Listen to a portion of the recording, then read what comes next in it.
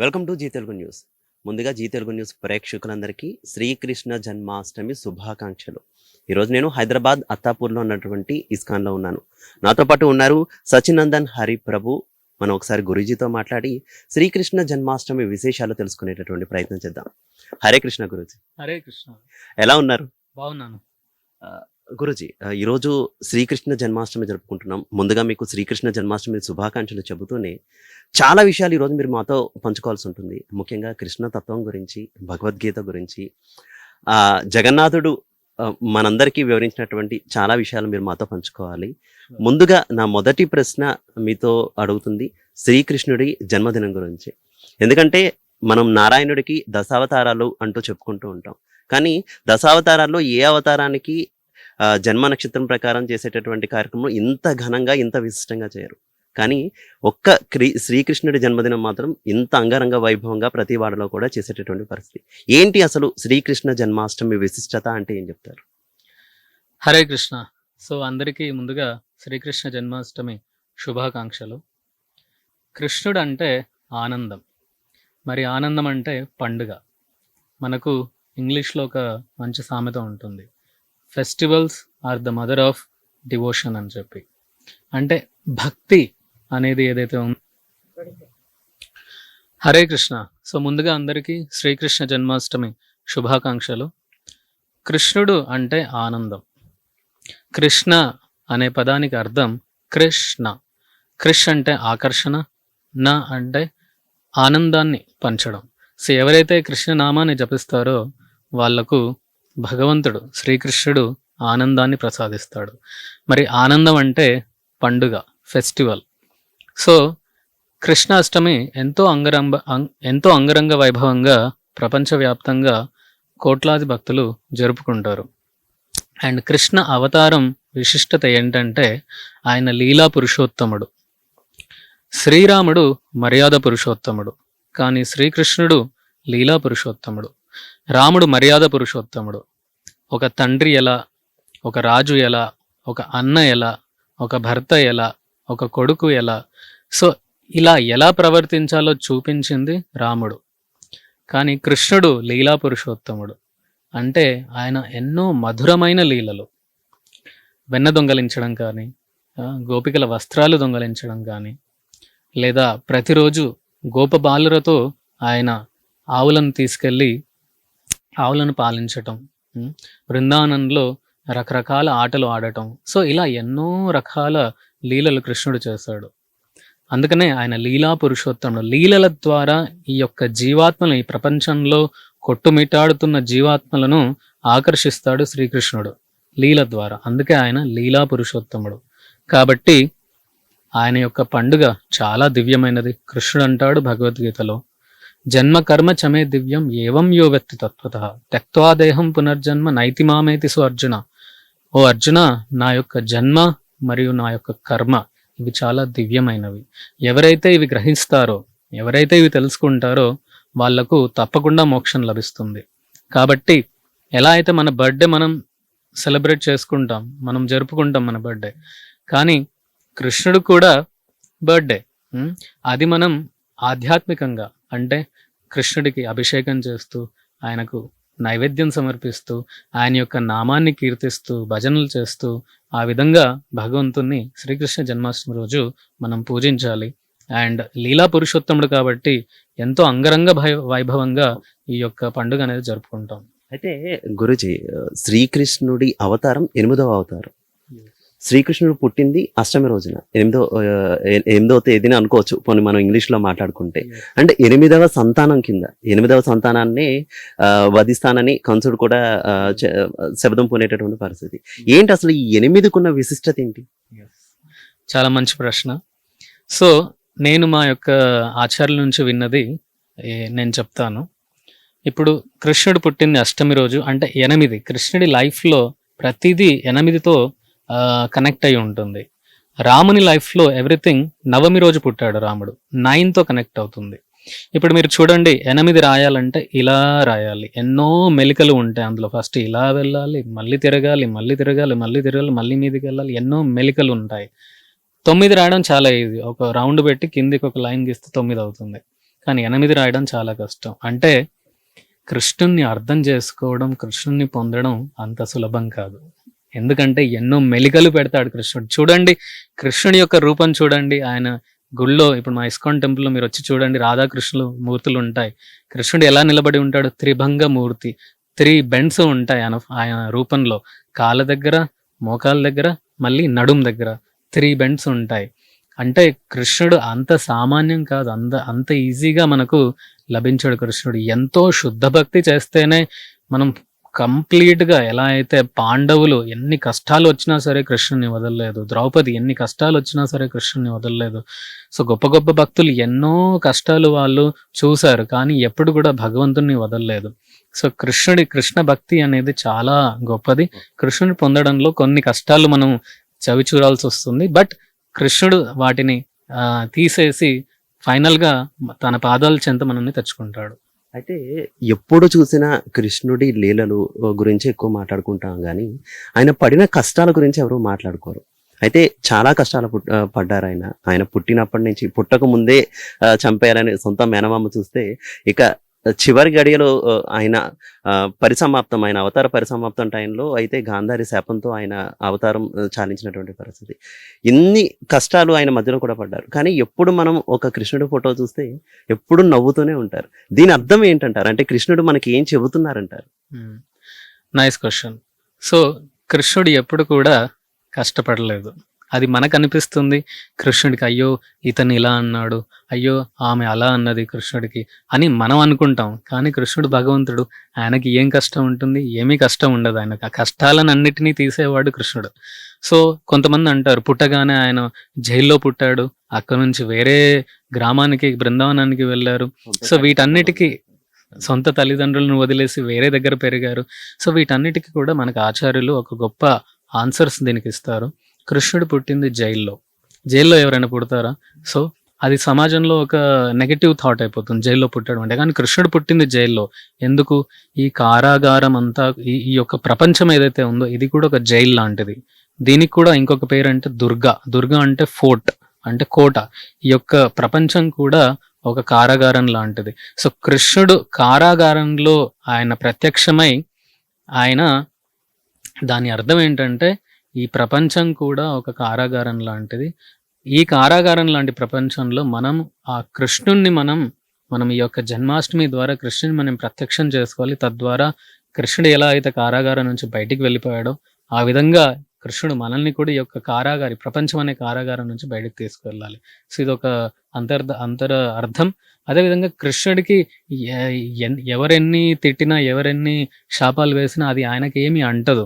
ఇప్పుడు ఎలాగైతే ఆకాశం మీద ఉమ్మేస్తే ఎవరి మీద పడుతుంది? తన మీదనే పడుతుంది. సో భగవంతుని మీద ఎవరైనా నిందిస్తే అది వాళ్ళకే చేటు, కానీ కృష్ణుడికి ఏం చేటు కాదు. అలాగే శ్రీకృష్ణుడి గురించి చాలా మంది చాలా రకాలుగా మాట్లాడతారు.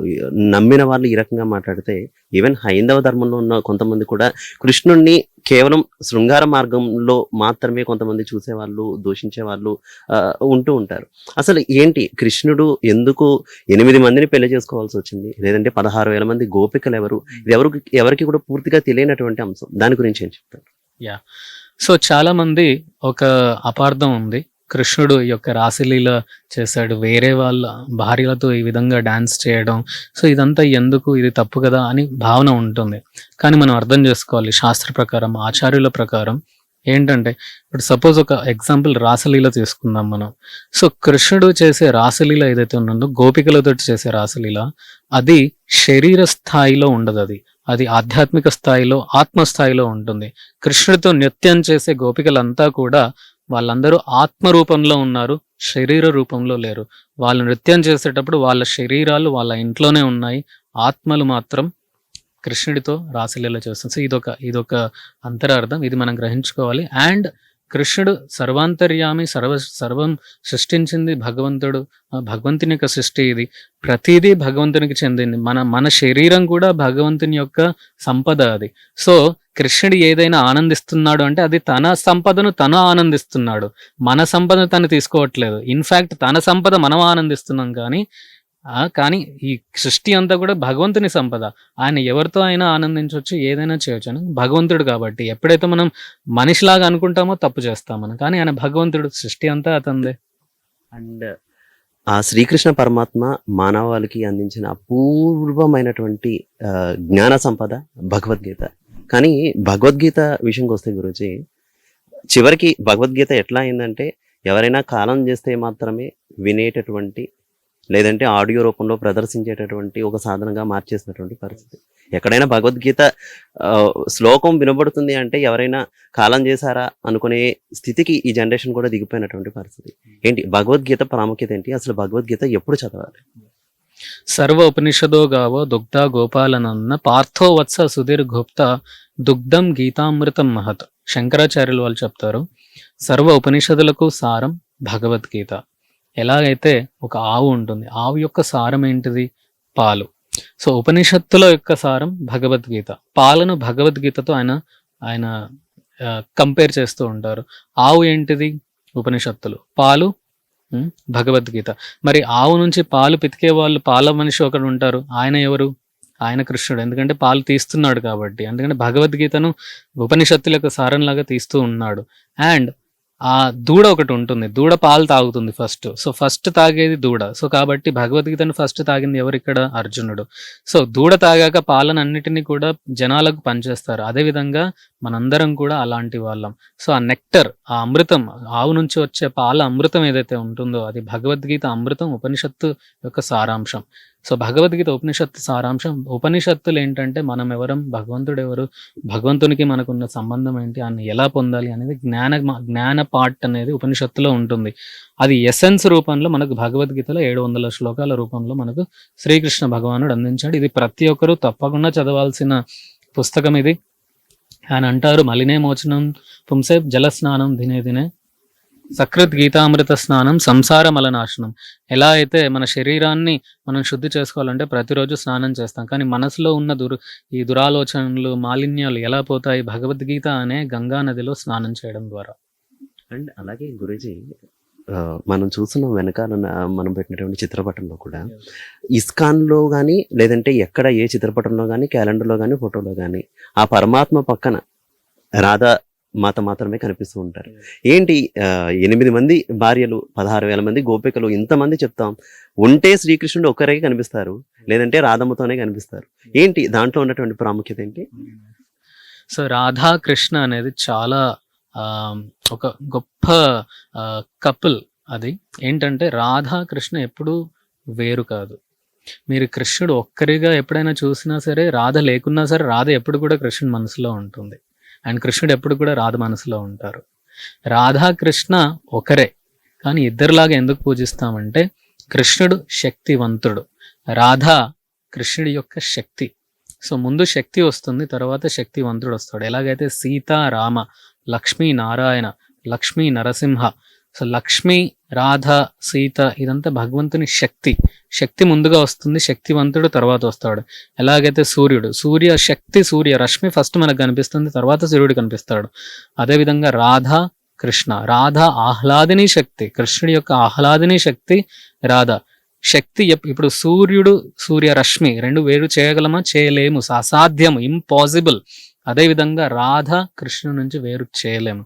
రాధా కృష్ణ ఎలా అయితే సూర్యుడు, సూర్యరశ్మి ఎలాగైతే రెండు ఒకటి, రెండు వేరో, అదేవిధంగా రాధాకృష్ణ కూడా ఒకటి అండ్ వేరు.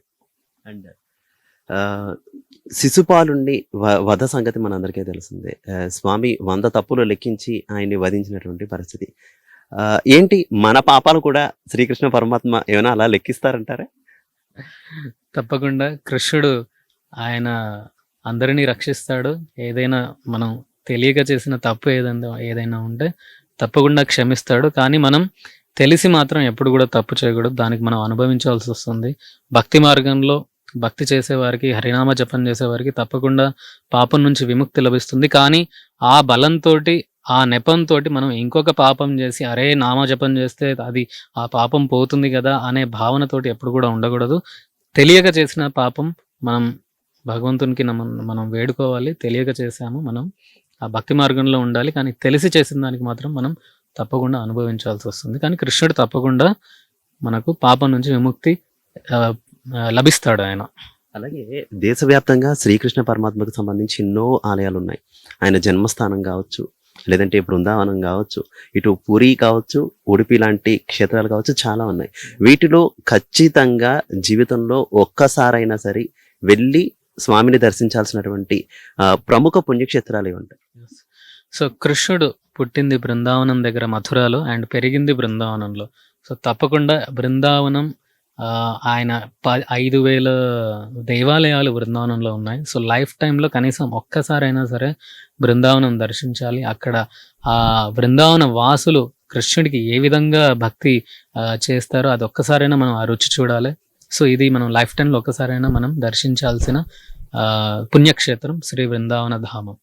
అండ్ భగవద్గీత మనం చూసుకుంటే ఇందాక నేను ప్రస్తావించినట్టు చాలా మందికి వివిధ భాషలో ఇప్పుడు అందుబాటులో ఉన్నప్పటికీ కూడా ఆ శ్లోకాలు అర్థం కాకపోవచ్చు, లేదంటే అది ట్రాన్స్లేట్ చేసినా కూడా అందులోని అర్థాన్ని గ్రహించలేకపోవచ్చు.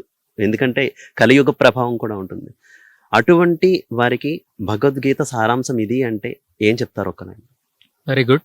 సో ఇస్కాన్ తరపున ఆల్మోస్ట్ ప్రపంచవ్యాప్తంగా 80 భాషల్లో భగవద్గీత దొరుకుతుంది. ఈవెన్ అరబిక్ భాషలో కూడా భగవద్గీత ఉంది. అండ్ ప్రతి శ్లోకానికి ప్రతి పదార్థం మరియు అనువాదం మరియు తాత్పర్యం అంటే భాష్యం ఇది కూడా ఉంది. చాలా ఈజీగా అర్థమవుతుంది. కేవలం భగవద్గీత చదివి భక్తులు, కృష్ణ భక్తులు అయిన వాళ్ళు ప్రపంచవ్యాప్తంగా చాలా మంది ఉన్నారు. ఇంకా మనం నేర్చుకోవాలి అంటే ఇస్కాన్లో మనకు చాలా మంది ప్రభుజీస్ ఉంటారు. వాళ్ళందరూ నిత్యం భగవద్గీత చదువుతూ క్లాసెస్ ఇస్తూ ప్రోగ్రామ్స్ ఉంటాయి. సో ఏదో విధంగా మీరు కనెక్ట్ అవ్వచ్చు, ఇలా నేర్చుకోవచ్చు. అండ్ భగవద్గీత యొక్క సారాంశం ఒకటే, సర్వధర్మాన పరిత్యజ్య మామేకం శరణం వ్రజ అహం త్వాం సర్వపాపేభ్య మోక్షయిష్యామి మా శుచ. కంప్లీట్గా కృష్ణుని యందు శరణాగతి పొంది కృష్ణ తత్వాన్ని తెలుసుకొని కృష్ణ నామాన్ని జపించి కృష్ణునికి నమస్కరించి కృష్ణునికి పూజించి ఆ కృష్ణమయంలో మనం జీవిస్తున్నప్పుడు జీవితం అనేది సార్థకం అవుతుంది. అప్పుడు కృష్ణుడు ఆ యొక్క భక్తుని, ఆ యొక్క ఆత్మను తన యొక్క ధామమైన వైకుంఠానికి, శ్రీ గోలోక బృందావన ధామానికి తీసుకెళ్తాడు. అండ్ మనం ఏ ఇస్కాన్ చూసినా గురించి ప్రతి చోట కూడా శ్రీకృష్ణ పరమాత్మతో పాటు పక్కన పూరి జగన్నాథ మూర్తులను కూడా ఉంచుతారు, బలరాముడు, సుభద్రాదేవి. ఇట్లా ఎందుకంటారు? ఆల్రెడీ కృష్ణుడు ఉన్నారు కదా, ఆ రూపం మళ్ళీ జగన్నాథ రూపంలో ఇంకొకసారి ఉంచడం ఎందుకు? ఏంటి జగన్నాథుని రూపం యొక్క విశిష్టత ఏంటి? ఆ పెద్ద కళ్ళ విశిష్టత ఏంటి ముఖ్యంగా? సో జగన్నాథుడు అంటే ఎవరో కాదు, జగన్నాథుడు అంటే కృష్ణుడే. బలరామ అంటే కృష్ణుని యొక్క అన్న బలరాముడు, అండ్ సుభద్ర అంటే వాళ్ళ చెల్లెలు. సో పూరి క్షేత్రం, ఒరిస్సాలో జగన్నాథపురి క్షేత్రంలో ఈ యొక్క స్వామి ఉంటారు. ఈ యొక్క విశిష్టత ఏంటంటే ఆయన విరహ రూపంలో ఉన్నారు. ఎక్కడి నుంచి విరహ రూపంలో ఉన్నాడు? సేమ్ కృష్ణుడు ఎక్కడైతే ద్వారకలో ఉంటాడో ఆయన బృందావన వాసులను ఒకసారి గుర్తు తెచ్చుకొని బృందావన వాసుల గురించి, చిన్నతనంలో తను పెరిగిన నంద, యశోద, గోపికలు, గోపాలు వీళ్ళ గురించి ఒకసారి వింటాడు ఆయన. రోహిణి మాత చెప్పేటప్పుడు విని ఆ యొక్క భావంలోకి, విరహ భావంలోకి వెళ్ళిపోయి అష్ట సాత్విక వికారంలోకి వెళ్ళిపోయి అలా పెద్ద కళ్ళు అయిపోవడం, కాళ్ళు చేతులన్నీ లోపలికి వెళ్ళిపోవడం, ఆ యొక్క ఒక ఇంటెన్స్ ఫీలింగ్, ఇంటెన్స్ మూడ్లోకి వెళ్ళిపోతాడు అనమాట. అప్పుడు వచ్చిన రూపమే ఈ జగన్నాథ రూపం. సో ఈ జగన్నాథ రూపం తను చూసి బలరాముడు అదే విధంగా మారిపోతాడు, అండ్ సుభద్ర కూడా అదే విధంగా మారిపోతాడు. సో ఈ ముగ్గురు కూడా జగన్నాథ, బలదేవ్, సుభద్ర ఆ బృందావనం వాసుల నుంచి విరహ భావంలో ఉంటారు వాళ్ళు. సో ఈ యొక్క విరహ భావానికి అదొక ప్రతీకత. అండ్ జగన్నాథ పురి యొక్క విశిష్టత ఏంటంటే శ్రీ చైతన్య మహాప్రభు, ఈ యొక్క మా గౌడీయ వైష్ణవ పరంపరలో వస్తున్న శ్రీ చైతన్య మహాప్రభు, ఆయన కృష్ణ అవతారం, కలియుగంలో గుప్త అవతారం, సీక్రెట్ అవతారం. అది ఆయన సుమారు 18 సంవత్సరాలు, చివరి 18 సంవత్సరాలు ఆయన పూరి క్షేత్రంలో ఉన్నారు. ఎప్పుడు కూడా ఆయన సంకీర్తన చేస్తూ ఈ యొక్క కృష్ణతత్వాన్ని అందరికీ ఆయన బోధించారు. సో మాకు గౌడీయ వైష్ణవ సంప్రదాయంలో, ఇస్కాన్లో మాకు చాలా ముఖ్యమైన పుణ్యక్షేత్రం జగన్నాథపురి. కాబట్టి జగన్నాథ స్వామిని మేము ఎప్పుడు కూడా మేము పూజిస్తూ ఉంటాం. విరహ భావంలో ఉంటారు, ఎందుకంటే మనం కూడా బృందావనం విడిచి వచ్చాం కదా. సో ఆ విరహ భావాన్ని మనం తెచ్చుకోవాలంటే కృష్ణుడు నా దగ్గర లేడు, నేను కృష్ణుడి నుంచి దూరం అయిపోయాను, కృష్ణుడు కావాలి నాకు, బృందావనం వెళ్ళాలి అనే భావన మనం తెచ్చుకోవాలి. సో అందుకే మనం అది పూజిస్తూ ఉంటాం.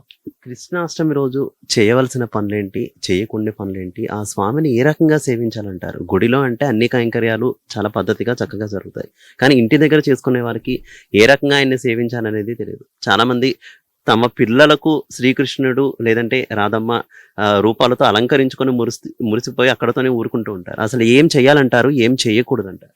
Very nice. కృష్ణాష్టమి కానీ ఏ పండుగ అయినా సరే మనం చేయాల్సింది ఉపవాసం.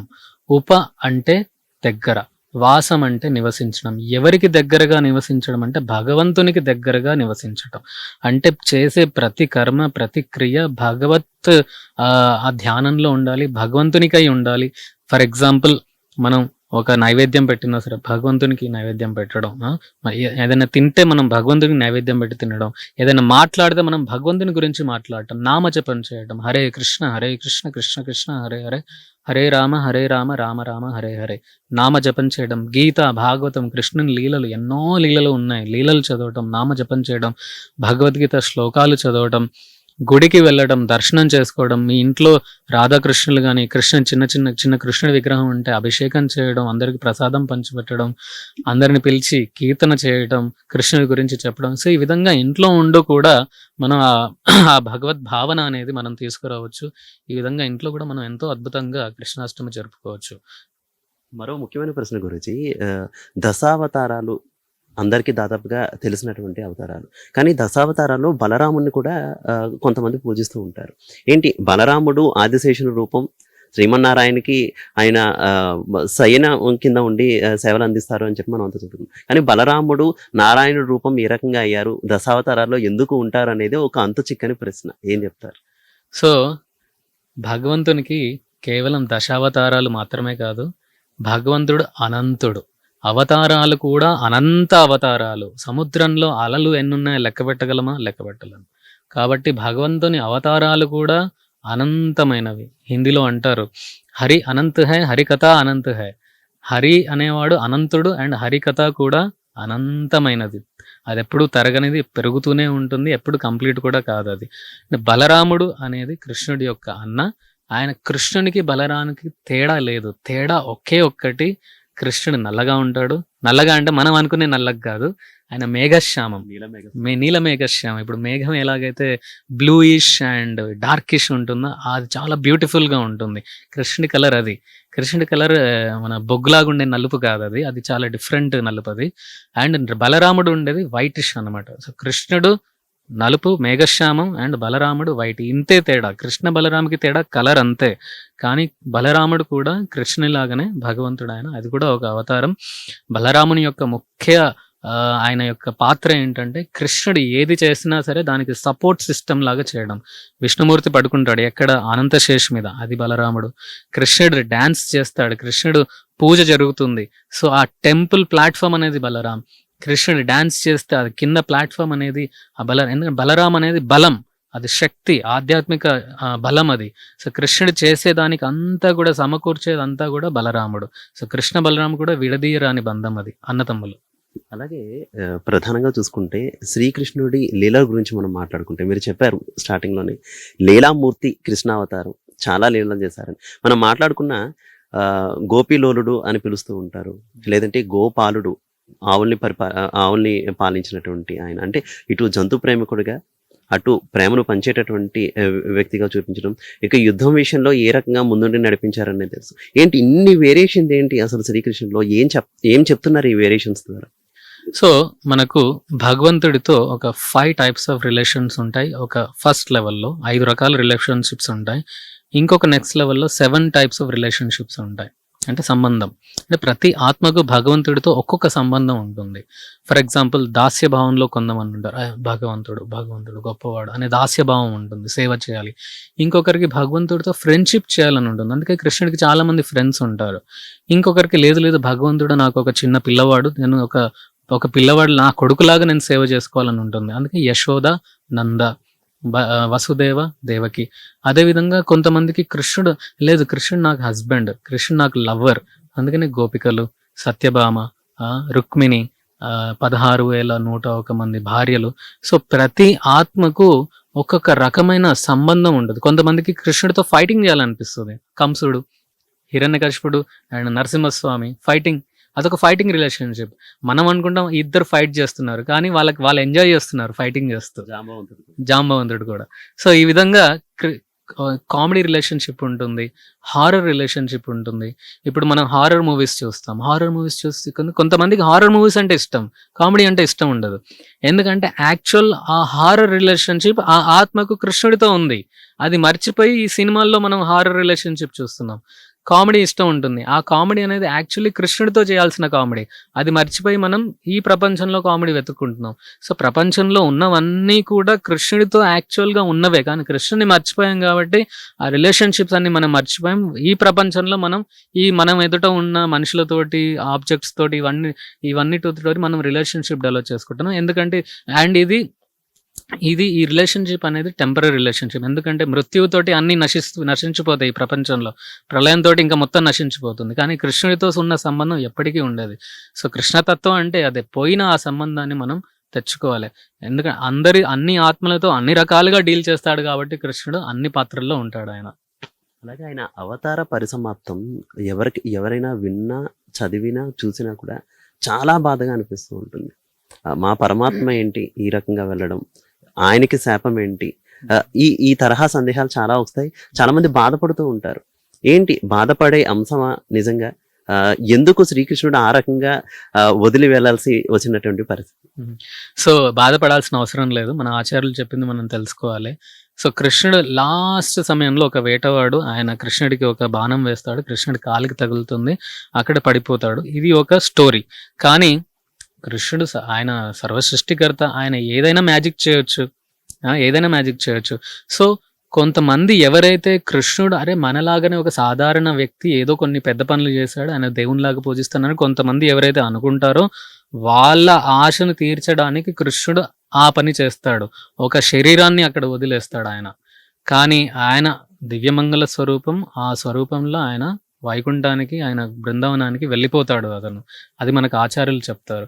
సో ఇందులో బాధపడాల్సిన అవసరం ఏమీ లేదు. కృష్ణుడు ఏది చేసినా సరే రకరకాల వ్యక్తుల యొక్క ఆశలు, కోరికలను తీర్చడానికి కృష్ణుడు ఆయా విధంగా ప్రవర్తిస్తూ ఉంటాడు. అలాగే మా హైందవ ధర్మంలో ప్రతి దాంట్లో కూడా భగవంతుని చూస్తారు. మీలోనూ ఉన్నారు, నాలోనూ ఉన్నారు, చెట్టులోనూ ఉన్నారు, పుట్టలోనూ ఉన్నారు, ప్రతి జీవిలోనూ కూడా భగవంతుని చూస్తారు. మరి మనలో ఉన్నటువంటి ఆ శ్రీకృష్ణ పరమాత్మని ఏ రకంగా గౌరవించాలి, ఏ రకంగా కొలవాలి? Very nice. అండాంతరస్థ పరమాణు చయాంతరస్థం గోవిందమాది పురుషం తమహం భజామి. భగవంతుడు ప్రతి అండంలో, అంటే ప్రతి యాటంలో, ప్రతి కణంలో భగవంతుడు ఉంటాడు. అందుకే ప్రహ్లాదుడు చెప్తాడు కదా, హిరణ్యకశిపుడు అడుగుతాడు కదా, నీ ప్రహ్లాద, నీ యొక్క స్వామి ఇక్కడ ఉన్నాడా, ఈ పిల్లర్లో ఉన్నాడా, ఈ స్తంభంలో ఉన్నాడు అంటే, ఇందుగలడు అందులేడని సందేహము కలదు, ఎందెందు వెతికినా అందందే గలడు చక్రి దానవాగ్రణం ఏంటి, ఎక్కడ చూసినా మీకు కనిపిస్తాడు భగవంతుడు. వెంటనే పిల్లర్ పగలగొడతాడు హిరణ్యకశిపుడు, అక్కడ నుంచి నరసింహస్వామి వస్తాడు. సో భగవంతుడు అనేవాడు ప్రతి చోట ఉంటాడు. అండ్ మీరు అన్నట్టుగా భగవంతుడు ప్రతి జీవిలో ఉంటాడు, అదే పరమాత్మ రూపంలో ఉంటాడు. జీవాత్మ పక్కనే పరమాత్మ ఉంటాడు. ఈ హృదయంలో జీవాత్మ ఉంటుంది, పరమాత్మ ఉంటుంది. పరమాత్మ జీవాత్మకు ఎప్పుడు కూడా రిమెంబరెన్స్, నాలెడ్జ్, ఫర్గెట్ఫుల్నెస్, స్మృతి, జ్ఞానం, అపోహనం, ఈ యొక్క ఇండికేషన్స్ ఇస్తూ ఉంటాడు. ఇప్పుడు సడన్ గా మనం కొన్ని మర్చిపోతాం, మళ్ళీ సడన్ గా కొన్ని గుర్తు తెచ్చుకుంటాం. ఆ గుర్తు తెచ్చుకునే ఆ యొక్క స్మరణ ఎవరిస్తున్నారు? లోపల ఉన్న పరమాత్మ ఇస్తున్నాడు అది. సో పరమాత్మ ఎప్పుడు కూడా ఆత్మ వెనకాల ఉండి తనని గైడ్ చేస్తూ ఉంటాడు. పరమాత్మ ఇలా వెళ్ళు, అలా వెళ్ళు, ఇటు చేయి, అది చేయి అని ఆత్మ ఏదైతే కోరుకుంటుందో ఆ విధంగా పరమాత్మ ఆయన గైడ్ చేస్తూ ఉంటాడు. సో ఆ పరమాత్మను మనం చేరుకోవాలి అంటే ఈ యొక్క కలియుగంలో భక్తి మార్గం చాలా సులభమైన మార్గం. వెనకల అయితే గురూజీ, భక్తి మార్గం అందరూ భక్తి మార్గం ద్వారా దేవుణ్ణి చేరుకోవాలని అనుకుంటారు. కానీ మనం చూసే చూపు భగవంతుని మనం కళ్ళతో చూస్తున్నామంటే ఆ కళ్ళు ఎంతో శుద్ధంగా ఉండాలి. మనం నోటితో పలుకుతున్నామంటే మన నోరు కూడా చాలా శుద్ధంగా ఉండాలి, మన నాలుక చాలా శుద్ధంగా ఉండాలి. మనసు, భగవంతుని మనసులో పెట్టుకోవాలంటే మనసు కూడా శుద్ధిగా ఉండాలి. ఇవన్నీ శుద్ధిగా ఉంచుకోవడం ఎలా? కానీ సాధ్యమా ఈ కలియుగంలో? మొత్తం అన్నింటికీ వ్యసనపరులు అయిపోతున్నటువంటి యువతకి ఇది సాధ్యమా? కంప్లీట్లీ సాధ్యం. అసాధ్యం అంటూ ఏమీ లేదు. సాధ్యం చేసి చూపించారు మన శ్రీల ప్రభుపాదులు, ఇస్కాన్ యొక్క ఫౌండర్ ఆచార్య. ఆయన అమెరికా, యూరోప్, ఆస్ట్రేలియా ఈ యొక్క దేశాల్లో ఆయన పయనించి ప్రచారం చేసినప్పుడు అక్కడ ఉండే హిప్పీస్ అంటే చాలా లో class, drugs, illicit sex, gambling, రోడ్ల మీద తిరుగుతూ రౌడీలాగా తిరుగుతూ వీళ్ళందరినీ కూడా వాళ్ళకు కృష్ణనామాన్ని ఇచ్చి, కృష్ణ తత్వాన్ని బోధించి, భగవద్గీత భాగవతాన్ని చెప్పి, ప్రసాదాన్ని అందించి, అలాంటి చాలా లో క్లాస్ పీపుల్ని కూడా భక్తితో ఆయన చాలా హై క్లాస్గా ఆయన మార్చారు. వాళ్ళ మనసును కృష్ణుని వైపు ఆకర్షించేట్టుగా చేశారు. సో వాళ్ళకి సాధ్యమైనప్పుడు మనకు భారతదేశంలో పుట్టిన మనకు 50% పుట్టుకతోటే మనకు భక్తి వచ్చేస్తుంది. ఈ భారతదేశంలో పుట్టిన వాళ్ళకు మనకు అసాధ్యం అంటూ ఏమి ఉండదు, సాధ్యమే. కాకపోతే దీనికి కావాల్సింది భక్తుల యొక్క సాంగత్యం, మన ఇంట్రెస్ట్ ఉండాలి. మనకు ఇది నేర్చుకోవాలి, ఇందులో ఎదగాలి అనే ఇంట్రెస్ట్ ఉండాలి. తప్పకుండా ఎవరైనా సరే ఇందులో ఆ యొక్క భక్తి మార్గంలో శుద్ధంగా మన యొక్క మనసును ఏ కల్మషం లేకుండా మార్చుకోవచ్చు. ముఖ్యంగా హరే కృష్ణ కృష్ణ కృష్ణ హరే హరే, హరే రామ రామ రామ హరే హరే మంత్ర జపం చేయడం ద్వారా. అలాగే భగవంతుణ్ణి చేరుకోవాలంటే చాలా మంది చాలా ప్రయత్నాలు చేస్తారు. యుగ యుగాలు తపస్సులు చేసిన వాళ్ళు కూడా ఉన్నారు. కానీ కొంతమంది ఏమీ చేయకపోయినా వారికి తెలియకుండా పూజించినా కూడా భగవంతుడు సాక్షాత్కరిస్తూ ఉంటాడు. మనకు అందుకు ఎన్నో ఉదాహరణలు కూడా ఉన్నటువంటి పరిస్థితి కదా గురూజీ. ఏంటి భగవంతుణ్ణి ఈజీగా చేరుకునేటటువంటి మార్గం? ఎందుకంటే ఈ జనరేషన్ అంతా షార్ట్ కట్స్ వెతుక్కుంటారు కాబట్టి ఈజీగా షార్ట్ కట్ ఏదైనా ఉందంటారా? Very nice question. సో 3 రకాల జీవులు ఉంటారు. ఒకరు నిత్య సిద్ధ, అంటే ఎప్పుడూ వైకుంఠంలో ఉండేవాళ్ళు, నిత్య సిద్ధులు వాళ్ళు. రెండో రకం ఏంటంటే కృపాసిద్ధ, లేదా రెండో రకం కృపాసిద్ధ, అంటే భగవంతుడు ఎవరిపైన కృప చూపిస్తారో ఆ జీవాత్మకు కృప ద్వారా వైకుంఠం పొందుతారు. మూడోది ఏంటంటే సాధనా సిద్ధ, అంటే తన యొక్క ఎఫర్ట్స్ ద్వారా జీవాత్మ సాధన చేస్తూ భగవంతుణ్ణి ఆయన ప్రసన్నింపజేస్తూ ఆ విధంగా భగవంతుని యొక్క కృప పొంది వాళ్ళు వెళ్తూ ఉంటారు. సో భగవంతుడు ఎవరి మీద కృప చూపిస్తాడనేది ఆయన ఇంట్రెస్ట్ అనమాట. సో సాధన చేయడం మన యొక్క డ్యూటీ, కృప చేయించడం ఆయన మనసులో ఉంటుంది. సో మనం చేయాల్సిన డ్యూటీ మనం ఎప్పుడు కూడా మర్చిపోవద్దు. మన సాధన మనం చేస్తూ ఉండాలి. కలియుగంలో చాలా ఈజీ ప్రాసెస్, వెనకటి యుగంలో చాలా కాంప్లెక్స్ ప్రాసెసెస్ ఉంటుండే. ఏదో రకాల ఆసనాలు వేయడం, ధ్యానం చేయడం, రకరకాలుగా పూజలు చేయడం, పెద్ద పెద్ద గుళ్ళు కట్టించడం ఎన్నో ఉన్నాయి. కలియుగంలో సింపుల్ ప్రాసెస్, చాలా సింపుల్ ప్రాసెస్. హరే కృష్ణ కృష్ణ కృష్ణ హరే హరే, హరే రామ రామ రామ హరే హరే. ఇది ఒక మ్యాజికల్ మంత్రం. మీ మంత్రం చదివి చూడండి, మీ లైఫ్ ఎలా చేంజ్ అవుతుందో మీరే ఎక్స్పీరియన్స్ అవ్వచ్చు. సో ఈ మంత్ర జపం ద్వారా మీరు కృష్ణుని పొందొచ్చు. చివరగా గురూజీ, కృష్ణుణ్ణి నమ్మే భక్తులకు కావచ్చు, నమ్మని భక్తులకు కావచ్చు, ఏం చెప్తారు? శ్రీకృష్ణ పరమాత్మ గురించి కావచ్చు, ఈ జన్మాష్టమి విశిష్టత గురించి కావచ్చు, కొంత కొలుపుతాను. సో తప్పకుండా నమ్మే వాళ్ళు భక్తులే ఉంటారు. నమ్మని వాళ్ళకు కూడా కృష్ణుడు అన్నం పెట్టడం మానేయడు, నీళ్ళు ఇవ్వడం మానేయడు, వర్షాలు ఇవ్వడం మానేయడు.